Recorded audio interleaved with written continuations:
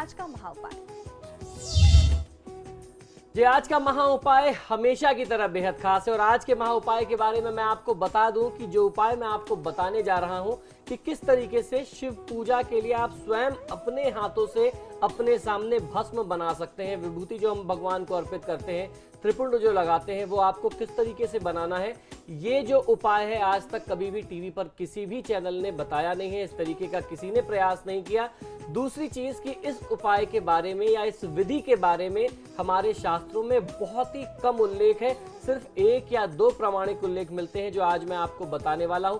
इस विधि से यदि आप भस्म बना करके महादेव शिव की पूजा में उसका प्रयोग करते हैं तो निश्चित ही आपको बहुत अच्छा फायदा मिलता है। तो ये विधि आप जानिए, समझिए और उसका लाभ लीजिए तो आपको बहुत अच्छा फायदा मिलेगा। आज की तिथि के महत्व के बारे में भी मैंने आपको बताया है। आज की तिथि भी बहुत ही महत्वपूर्ण है, तो आज की तिथि का भी आपको जानकारी कर लेना चाहिए। शिव पुराण के अनुसार भगवान शिव की पूजा में बिल्व पत्र का प्रयोग करना बहुत ही लाभकारी बताया गया हमारे धर्मशास्त्रों में। तो जो विभूति आप बनाने जा रहे हैं उसको किस तरीके से करना है आज मैं आपको बताता हूं। शिव पूजा में प्रयोग आने वाली विभूति, इसकी जो विधि है गुप्त विधि, वो कैसे आप प्रयोग करें।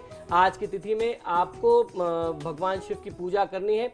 भगवान शिव की पूजा करने की अनेक विधियां हैं। शिव पुराण के अनुसार भगवान शिव की पूजा में बिल्वपत्र, भस्म और रुद्राक्ष, इन तीनों वस्तुओं के बिना भगवान शिव की पूजा अधूरी मानी गई है।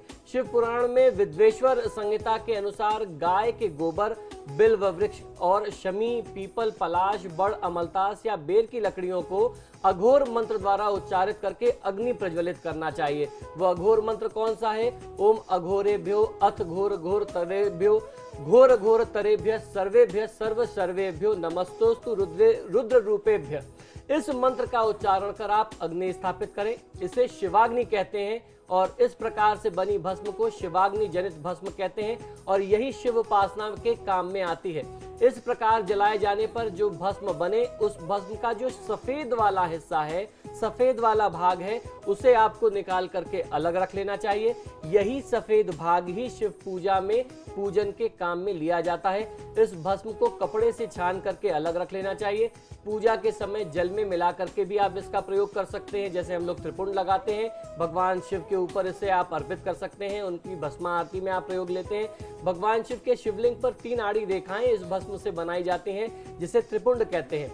मध्यमा और अनामिका 2 उंगलियों से ये 2 रेखाएं बनाई जाती हैं और अंगूठे से बीच की रेखा विपरीत दिशा में खींच दी जाती है, या बीच की 3 उंगलियों से ही ये त्रिपुंड बनाया जाता है। स्वयं को भी शिव पंचाक्षर मंत्र ओम नमः शिवाय का उच्चारण करते हुए मस्तक पर, दोनों भुजाओं पर, हृदय पर, नाभि पर कम से कम 5 स्थानों पर त्रिपुंड अवश्य धारण करना चाहिए।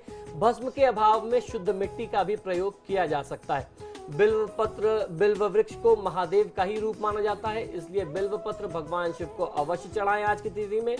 रुद्राक्ष वृक्ष भगवान शिव के नेत्रों के आंसुओं से उत्पन्न हुआ है, इसी कारण रुद्राक्ष का भगवान शिव की पूजा में अत्यधिक महत्व है। शिव पुराण में रुद्र संहिता के अनुसार शिव जी को चंपा और केवड़े को छोड़ करके सभी प्रकार के पुष्प अर्पित किए जा सकते हैं। तो यदि आप इस तरीके से इस विधि से भस्म बनाते हैं और आज सावन के दूसरे सोमवार पर बताए गए विधि विधान के अनुसार आप महादेव की साधना और आराधना करते हैं तो निश्चित ही महादेव किसी भी प्रकार के कष्ट को हर लेंगे। आपके जीवन में दुख की जो स्थिति है वह तत्काल दूर हो जाएगी।